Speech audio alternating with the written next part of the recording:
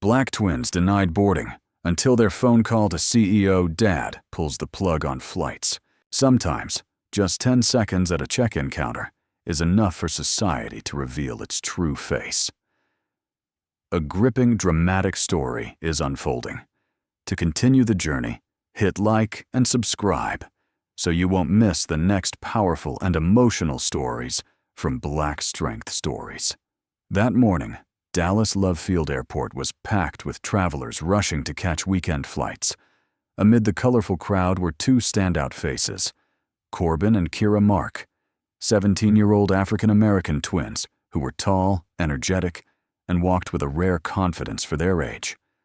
Both wore Longdale High School athletic uniforms, navy varsity jackets embroidered with LD Champions 2023, and the logo of the national debate competition where Kira had just placed as runner-up. Corbin had Beats headphones around his neck, while Kira held a copy of Sapiens. They chatted, teased each other in teen slang, but carried themselves with poise, as if trained since childhood. When they reached the checkpoint at Gate D32, they handed over their business class e-tickets. The counter agent, named Sliver, with close cropped brown hair, uniform neatly pressed, glanced them up and down with an unmistakable look of suspicion. "You two sure these are business class tickets?" he asked, his voice low but laced with condescension. Corbin paused briefly, then replied, "Yes, sir. Our dad booked them. He's an Infinite Sky member." Silver raised an eyebrow and slowly shook his head, emphasizing, "I don't care who your dad is." This could be a system glitch. No apology. No clear reason. Just blatant doubt. Meanwhile, 3 other passengers, white and arriving later, were waved through to the priority area without scrutiny. A female staffer at the adjacent counter lowered her gaze. She glanced at the security camera, then turned away without a word. Silver motioned for the twins to step out of line, forcing them to wait outside the boarding area, as if they were gate crashers. Kira tried to stay calm. She pulled out her phone and reopened the ticket confirmation email. Everything was correct. But Silver didn't bother to look. "I already told you. Wait outside. We'll recheck it later." A group of people behind them began whispering. A middle-aged woman murmured, "They probably used someone else's ticket." That was when Corbin's expression hardened. He didn't yell, didn't argue. He simply turned to his sister and whispered, "Start FaceTime." In less than a minute, the face of a man appeared on the screen. A face that, had Sliver recognized it, he likely would have held his tongue. Kira snapped a photo of the check-in counter, then lifted her phone camera towards Silver. The airport's security system recorded the entire incident, from the moment they entered to when they were forced aside.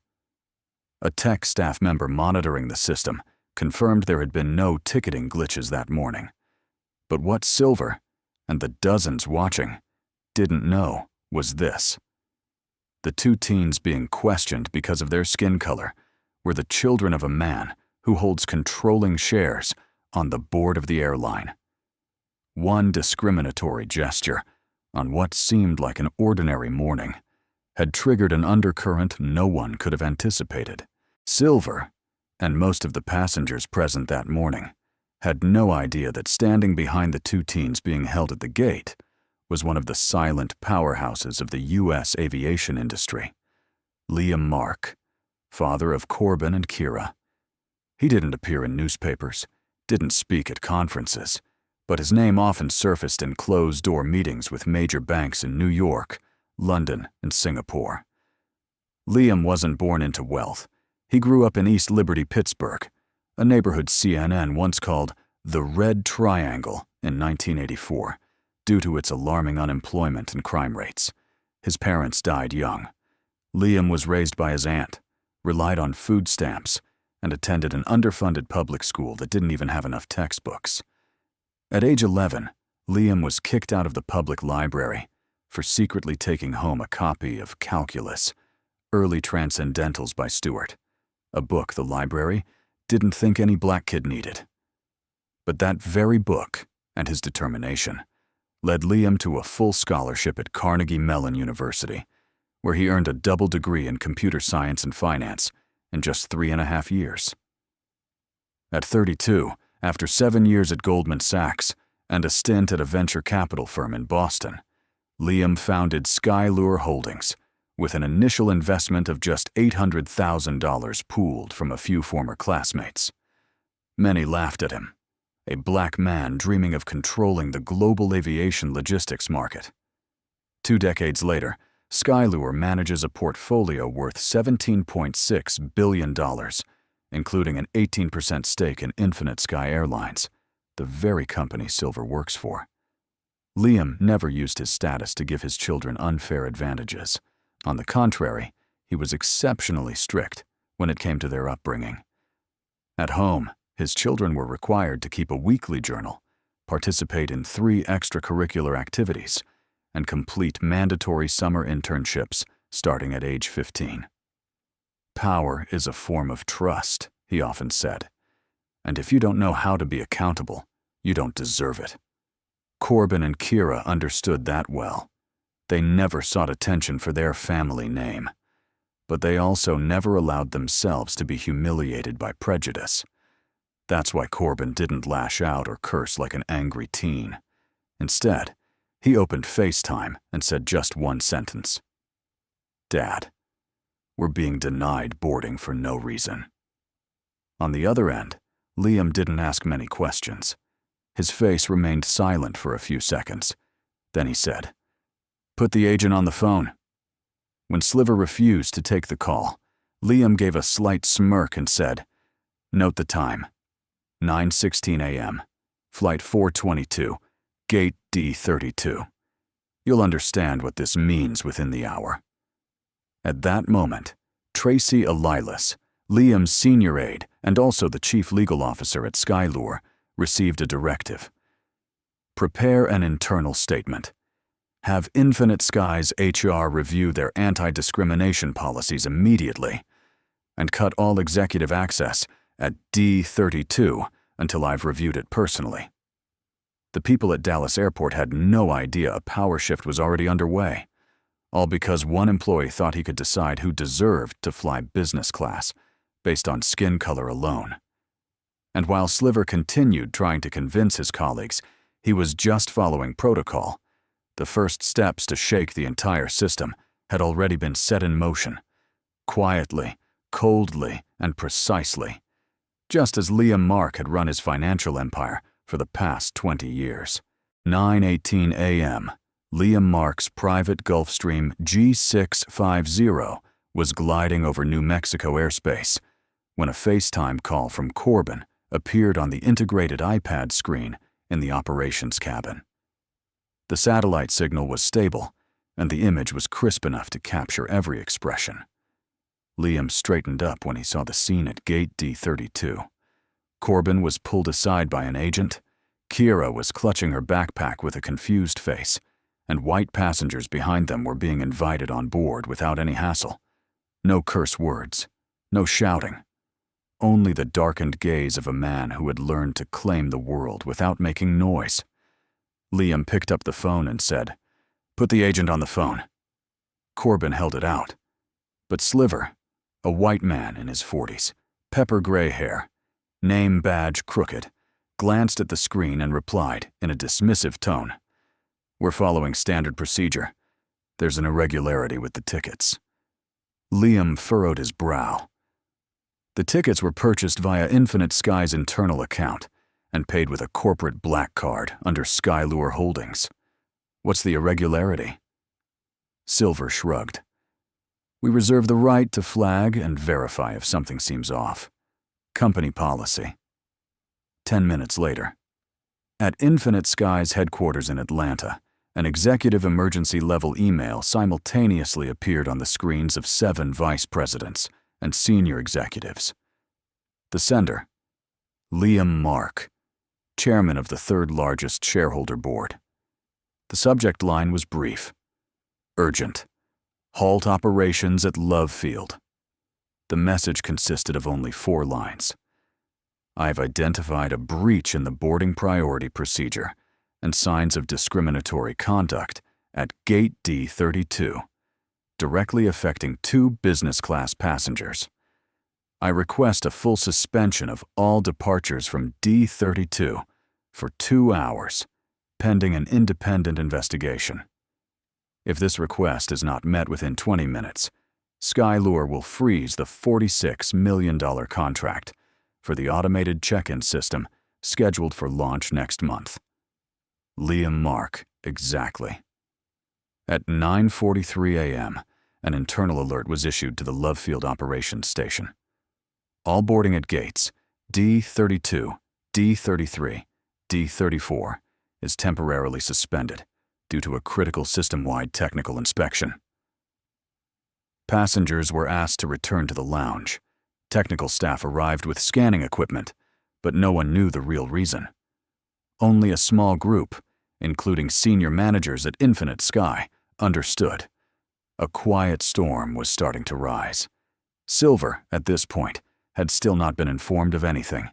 He simply felt confused when asked to leave his post and proceed to the third-floor security room to speak with internal legal representatives. Meanwhile, on the 21st floor of Skylure Plaza in New York, Elilas Morrison, the company's communications director, a sharp black woman and Wharton graduate, had activated the emergency media protocol. "I want a press release ready in under an hour. Make it clear, this isn't an accident. This is structural." Elilas requested the retrieval of all footage at Gate D32. A review of employee records flagged for prior internal discrimination complaints within the past 6 months, and contacted an independent legal counsel to prepare a deposition for the U.S. Transportation Equity Commission. At the same time, Corbin and Kira, though still not boarded, waited patiently in the seats near the gate. Kira looked at her brother and whispered, "You think they know what we just triggered?" Corbin smirked and shook his head. "Not yet. But they're about to." This was no longer just about them. 10:43 a.m. in Atlanta, on the 18th floor of Infinite Sky's headquarters, a floor usually reserved for strategic board-level meetings, was, for the first time, being used to address an airport personnel incident. But no one in the room believed this was merely a case of procedural error. The emergency meeting was convened in under 12 minutes, following a request from Liam Mark, who had just withdrawn $40 million from a joint investment project he had previously committed to. Elilas Morrison, Director of Human Resources and Shareholder Representative, wore a gray blazer, took no notes, and asked no permission. She simply stood up, closed her laptop, and declared bluntly, "If the company still wants to be listed on NASDAQ next quarter, we need a public apology within 24 hours. Not from customer service. From the CEO, across the table sat Raymond Sloan, the airline's CEO, lips pressed, hand resting on the latest report. A video clip from Gate D32. The 3-minute excerpt, angled from a security camera, clearly showed staff member Sliver instructing Corbin and Kira to step out of line, despite their valid tickets and the absence of any reported technical issue. Not only that, a white passenger who arrived after them and hadn't even scanned her QR code was still welcomed in with a courteous smile from the staff. Silver's body language, his gaze directed at Kira, and the harsh tone in his voice, all were annotated by a behavioral analysis team from Emory University, commissioned by Skylure Holdings. The preliminary report was only 9 pages long, but carried immense weight. The opening line stated, "Behavioral analysis indicates clear racial bias. The treatment of the 2 African American passengers does not reflect internal policy, but rather an uncontrolled personal prejudice displayed in a public service environment." Elilas handed the report to the airline's legal team with a short directive. "Draft the apology statement. But if we're going to apologize, We better know exactly what we're apologizing for. Liam did not attend the meeting, but each of his messages to Elilas echoed through the glass walls like a thunderclap. This is not a PR issue. This is an ethical test for the entire aviation industry. A board member raised a concern. If we admit to racial bias, we could open ourselves up to lawsuits. Elilas didn't hesitate, and if we don't, we could lose our largest strategic shareholder in under 6 hours. At the same time, Liam Mark sent another directive, a suspension order for the signing of a $28 million investment package into the airline's new booking platform, which was scheduled to be announced next week at the CES conference. The atmosphere in the room grew thick. Senior executives exchanged glances, but no one dared speak up. Power doesn't need to raise its voice. It only needs one decisive action. No compromise. At 11:17 a.m., CEO Raymond Sloan signed the draft apology. A headline was prepared to be posted across all social media platforms. Infinite Sky officially apologizes to the Mark family. The airline commits to reviewing and addressing all instances of discriminatory conduct. But as the meeting screen went black and displayed a new message from Liam, everyone held their breath.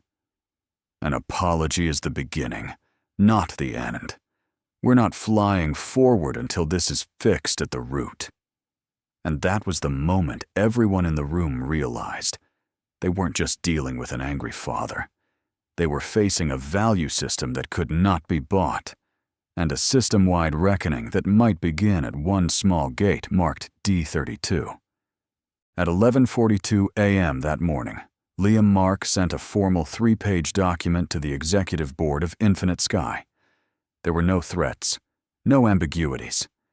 3 demands were typed clearly, aligned as neatly as a multi-million-dollar merger contract.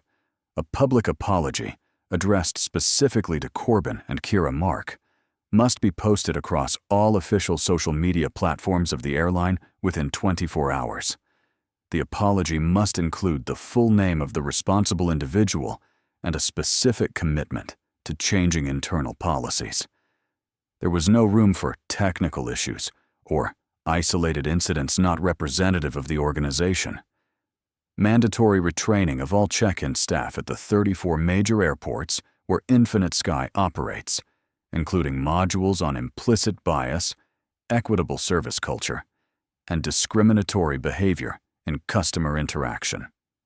The training would be funded by Skylure Holdings, but only on the condition that the airline report progress quarterly, publicly. The establishment of a $2 million scholarship fund, named Corbin and Kira Aviation Scholars, to support underprivileged students of color pursuing studies in aviation, aircraft engineering, and airport operations. This was not a one-off donation, but a long-term, systematic commitment, managed independently.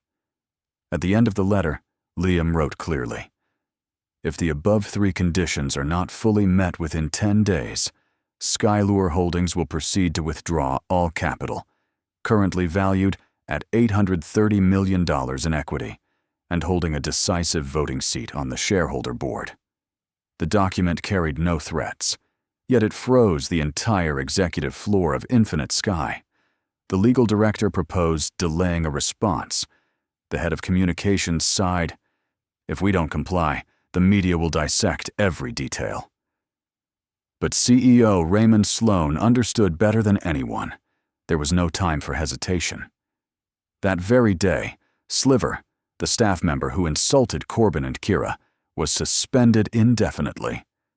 An internal memo sent to more than 4,300 employees read, "We are not just apologizing, we are taking action." However, Liam had never been interested in simply disciplining one individual. To him, silver was merely a surface symptom of a system rotten from within, where premium service had become synonymous with selective service. Within 36 hours of Liam's demands being sent, the Wall Street Times ran an exclusive story, "When a billionaire's children are stopped from flying, and the system can no longer hide, The story spread quickly. Hashtags like Fly While Black, Quark Mark Twins, and D32 Justice trended on Twitter in less than 8 hours. International media began re-examining prior complaints at airports managed by Infinite Sky. An independent study by the organization Equality in Travel revealed that complaints from passengers of color were 37% higher than those from white passengers at premium class gates. A wave of calls for transparency spread.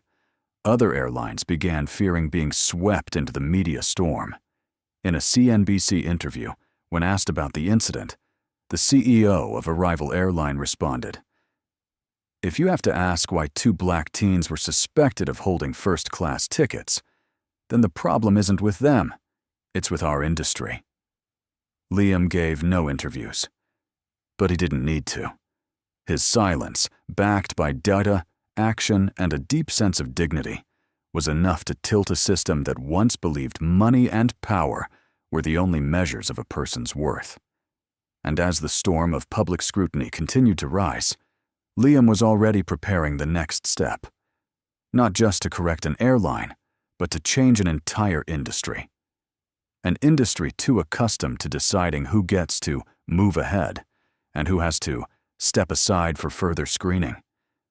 But this time, the one being forced to step back was the system itself.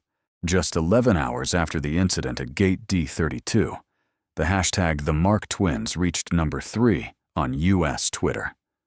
A 1-minute 12-second video, cut from the security camera at Dallas Love Field Airport, was leaked by an internal employee to Reddit and then spread at lightning speed. In the video, Corbin and Kira Mark, 2 black teens in Longdale High uniforms, are clearly seen being stopped by an employee named Sliver, while 3 white passengers walked straight through without being checked.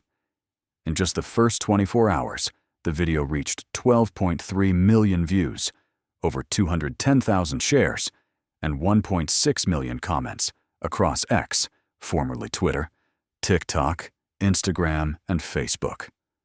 One user wrote, "If the children of a billionaire can be treated this way at an airport, what chance do ordinary black kids like us have?" A high school student in New Jersey posted a photo of himself wearing a varsity jacket, standing at the Newark airport gate, with the caption, "They looked at me like I didn't belong. But I'm an honor student. I have a ticket. I have the right." The post received over 96,000 likes in just 9 hours. Many celebrities began speaking out. African-American actress Latrell Hampton reposted the video with the caption, "This isn't the first time. But maybe it'll be the last if we don't stay silent." Her post received 2.1 million interactions in a single day. A former flight attendant named Olivia Chambers shared a 12-part tweet thread exposing the unspoken racial bias rules she had witnessed in the airline industry. White passengers in casual clothes are assumed to be business travelers. Black passengers in suits get asked, "Where are you going dressed like that?" Black kids flying first class are always asked to re-verify their ticket a second time. The thread was quoted by NBC News, The Guardian, and BuzzFeed, sparking a broader wave of critical dialogue, not just about the Mark family incident, but about the invisible prejudices used to judge customers across the entire system.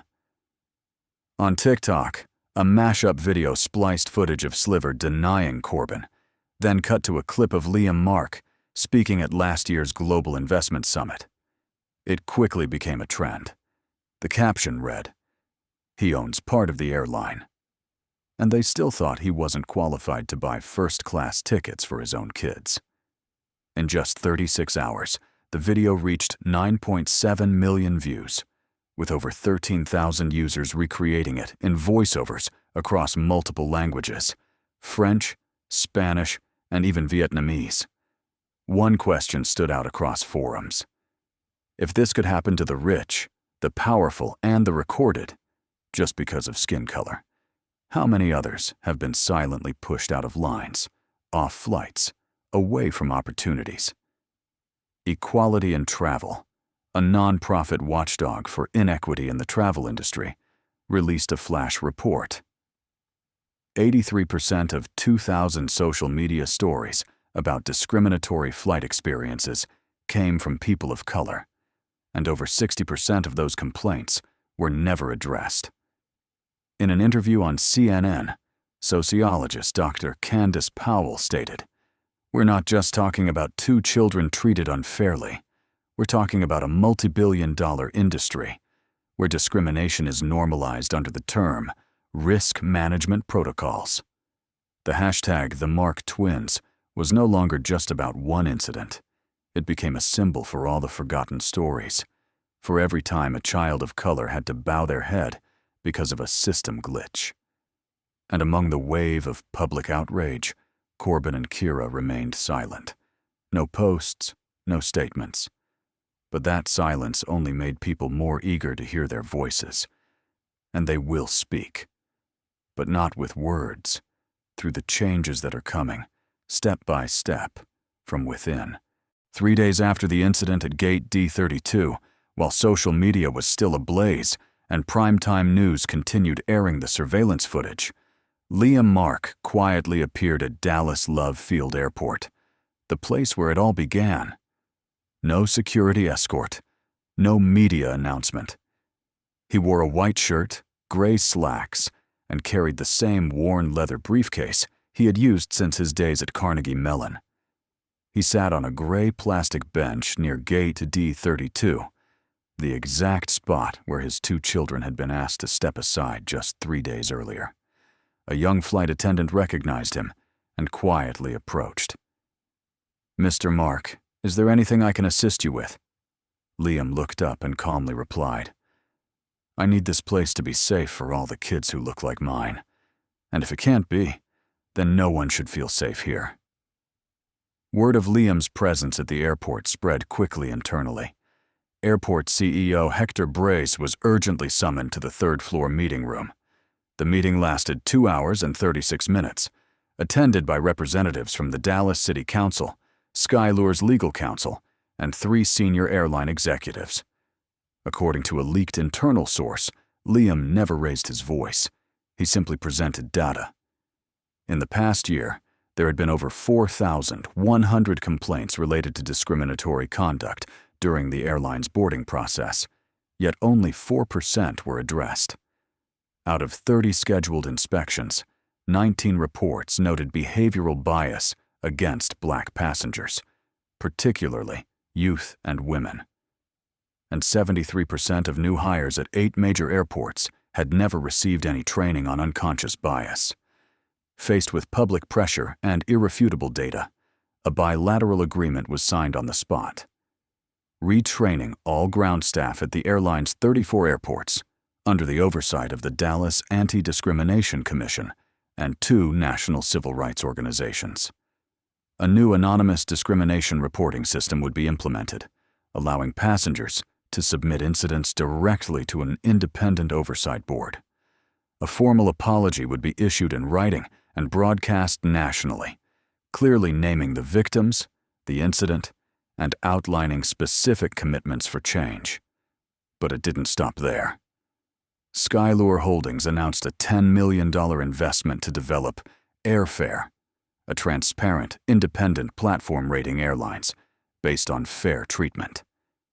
After each flight, passengers would be invited to rate not just service quality, but fairness, staff attitude, and personal experience. The data would be updated in real time and made publicly accessible. A press release was issued at 3:47 p.m., shortly after Liam left the airport. There was no press conference, no media appearance, only a single photo. Liam standing alone at Gate D32, his hand resting on a plastic chair, with the caption, "Not everyone gets a second chance, but everyone deserves to be treated right the first time."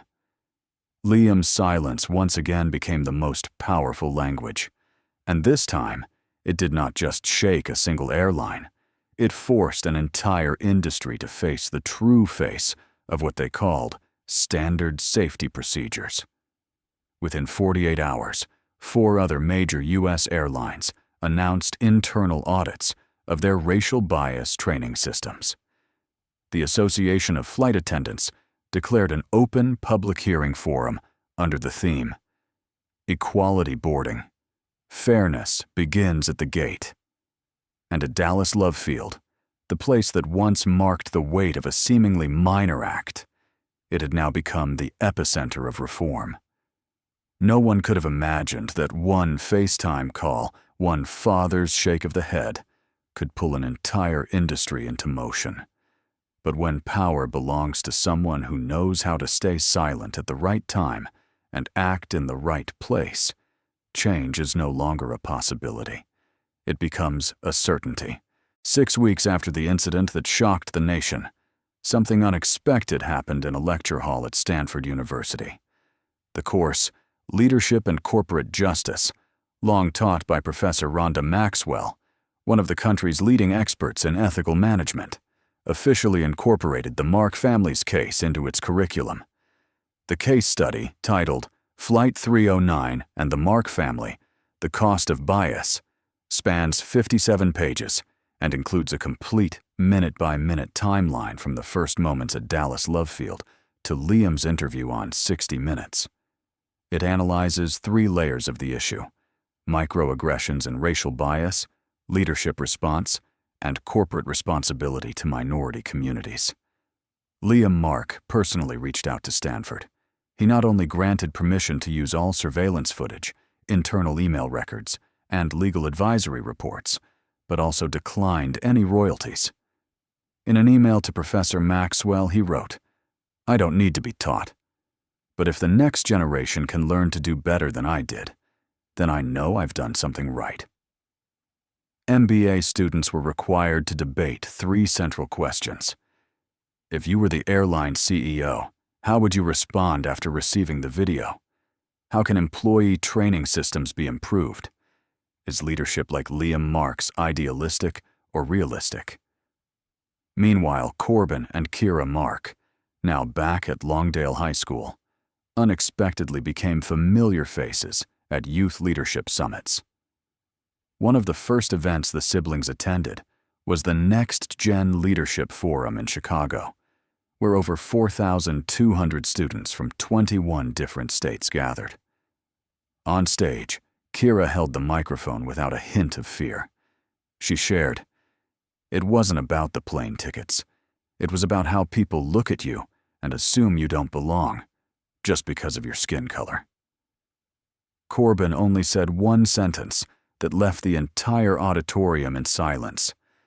Silence is an organized form of complicity. Their speech was shared widely on TikTok and Instagram Reels, drawing more than 2.1 million views within 48 hours. Followers on their personal pages surged from a few thousand to over 240,000 in just 10 days. But Corbin kept his profile private, while Kira launched a small channel dedicated to discussing the right to exist for Black youth in public spaces. Within the airline industry, the case triggered a domino effect. 5 of America's top commercial airlines are now rolling out the Bias-Free Boarding Initiative, which includes virtual reality simulations of multicultural service scenarios. Every new employee is now required to complete 3 hours of behavioral psychology training, designed by experts from the MIT Institute for Social Justice. No one in the Mark family ever demanded this. They didn't file lawsuits. They didn't hold press conferences urging boycotts. But through calm and decisive actions, choosing to change systems instead of seeking revenge, they became a new benchmark for civil resistance.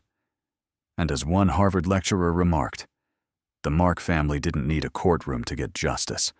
They created a classroom where justice is understood, replicated, and passed on.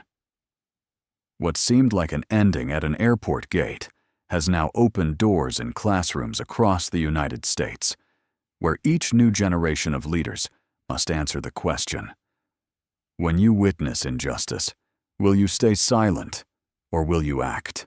2 months after the explosive incident at Dallas Love Field Airport, the airline involved officially signed a long-term memorandum of understanding with Skylure Holdings, Liam Marks Corporation. But this was no ordinary investment agreement. It was a blueprint to redesign the airline's entire approach to customer service, operational procedures, and its understanding of fairness. The 43-page memorandum included 5 core commitments, most notably, the establishment of a Service Equity Council comprising representatives from minority communities, loyal customers, and independent experts. The launch of a bias-free journey program, periodic training for over 4,800 employees across 34 airports nationwide. The implementation of an employee behavior evaluation system based on multi-source feedback instead of solely revenue-based KPIs. The creation of a $5 million AirBridge Scholarship Fund over 10 years, prioritizing students of color pursuing aviation and service management. And the quarterly publication of transparent data on discrimination complaints with a commitment to public accountability. The person assigned to oversee the entire transformation plan was Elilas, the company's HR director, and also one of the first to speak out when the incident occurred. Elilas brought not only an insider's perspective, but also a clear understanding that reform cannot come from pressure alone. It must arise from a genuine will to change. 12 employees, including Silver, were reassigned to positions with no customer interaction, while 6 others voluntarily enrolled in the Unconscious Response training program sponsored by Skylure. Silver's name no longer appeared frequently in the media, but his case was preserved as a landmark in the internal training documentation of the industry. Liam Mark, when speaking to the press, no longer focused on equity shares or ownership rights. Instead, he appeared at an education summit in Philadelphia and shared the one thing he wanted everyone to understand. If a system can't protect your child just because of their skin color, then you cannot walk away from it in peace. You must stand up. You must rebuild it from the foundation. Among an audience of over 2,000 people, those words did not resonate like a billionaire's declaration. They sounded like the voice of a father, once powerless, as he watched his children publicly humiliated because others couldn't believe that black children had a rightful place in first class. Corbin and Kira Mark also attended the summit, though they didn't take the stage. They sat quietly in the back, dressed simply, and smiled as those around them whispered. That's them, the twins who made the entire airline industry change. From a single denied boarding, from a simple question, "Are you sure this is a business class ticket?" The Mark family had forever altered how an entire industry treated its customers, no longer based on social status, no longer judged by appearance. They forced an entire system to take a hard look at itself, from the beginning, through quiet pride, bold action, and one of the simplest things of all, dignity. And so, in a world seemingly driven by money and power, real change began with those who had once been the most underestimated. What seemed like a meaningless airline ticket became the spark that ignited a transformation of a vast system. But the lingering question remains: if Corbin and Kira weren't the children of Liam Mark, a billionaire, a man with a platform, would the incident have been seen at all? How many other people of color have been denied, doubted, or pushed aside from the places they rightfully belong simply because of bias? How many drops have overfilled the glass without anyone noticing? And more importantly, are we living in a society where respect is only granted if your family has enough power to instill fear? This story isn't just about 2 children. It's about millions of voices that have been ignored in airports, train stations, boardrooms, classrooms, and throughout life. If you believe the time has come for a new generation, one that won't stay silent, won't bow their heads, and won't compromise. Then stand with us. Black Strength Stories is where we tell the truths that have long been buried. Don't forget to like, subscribe, and share. So stories like this are no longer the exception.